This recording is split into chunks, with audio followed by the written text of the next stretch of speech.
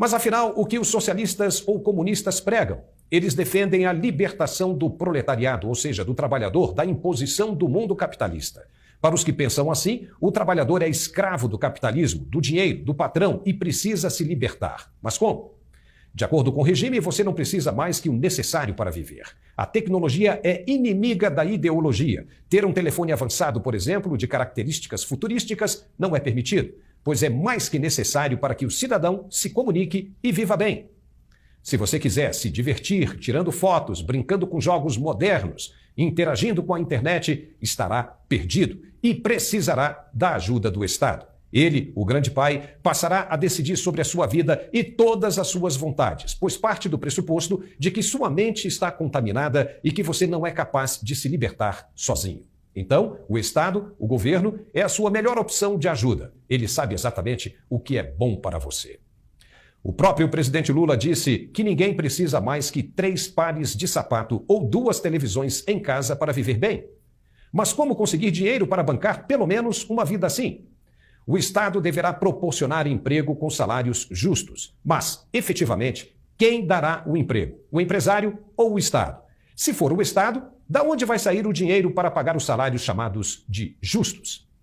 Vão fazer mais concursos públicos ou acabarão com eles para que todos possam ser empregados? Todo mundo sabe que o dinheiro do governo vem da arrecadação de impostos. Para conseguir dinheiro e cumprir com as premissas ideológicas prometidas em campanha, é necessário aumentar a arrecadação. E vai aumentar imposto de quem? Das empresas? Então as empresas são necessárias no mundo imaginário dos comunistas.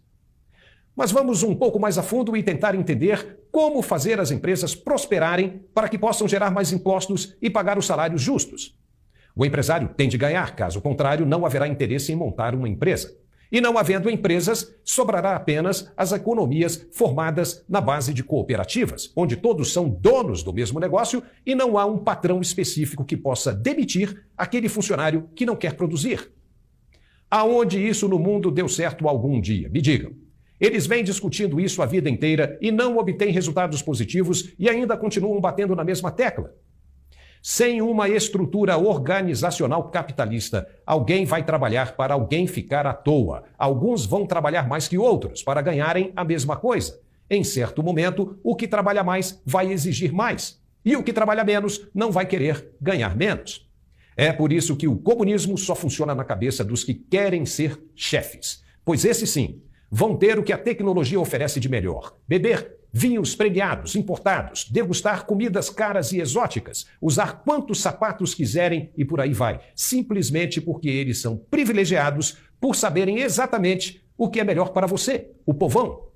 Basta olhar o exemplo de vida que levam os que querem o comunismo no Brasil. O presidente usa uma caneta de R$7 mil. As licitações do judiciário tratam de camarões e vinhos premiados. Todos gostam de mordomias. Que comunismo é esse? O controle do Estado nunca é bom. No Brasil, nos anos do governo militar, houve o surgimento e revolta de alguns grupos ligados ao comunismo que acreditavam insanamente que a solução para os problemas do povo poderia ser dada pelo regime de esquerda.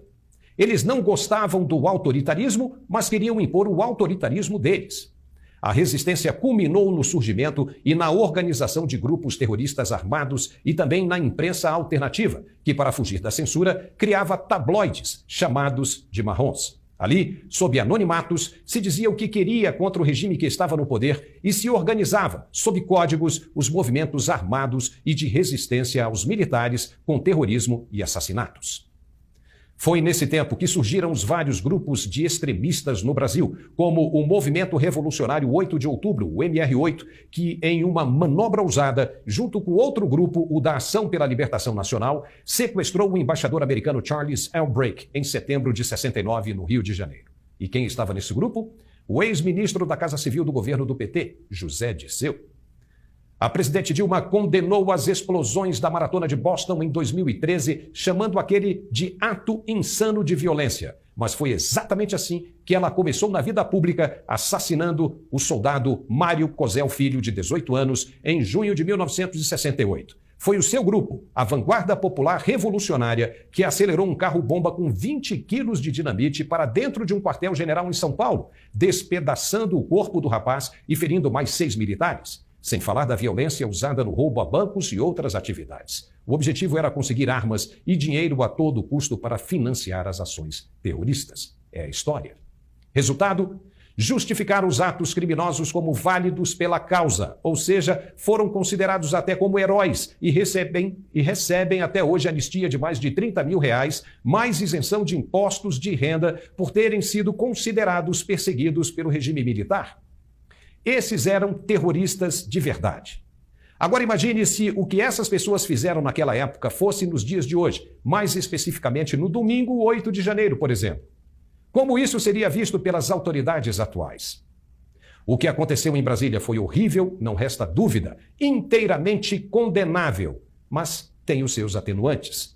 Claramente não havia intenção de ser um ato de terrorismo, como está sendo encarado, pois era um domingo, fim de tarde, sem expediente nos três poderes, que estavam de férias. E as famílias que estavam ali claramente não tinham a intenção de invadir os prédios públicos e até lutaram contra os infiltrados para que isso não acontecesse.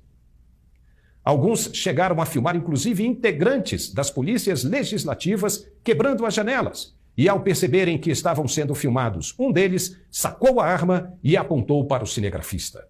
Veja. Olha lá! Olha lá! Olha lá! Olha lá! O cara puxando a arma! Olha o cara! Puxando a arma! Olha lá! Os verdadeiros culpados devem ser punidos, mas os inocentes não podem ser considerados terroristas. Se for assim, o mesmo tratamento deve ser adotado para os que fizeram a mesma coisa em 2013 e 2017 e que os crimes ainda não estão prescritos. Uai, seu app de vídeos curtos.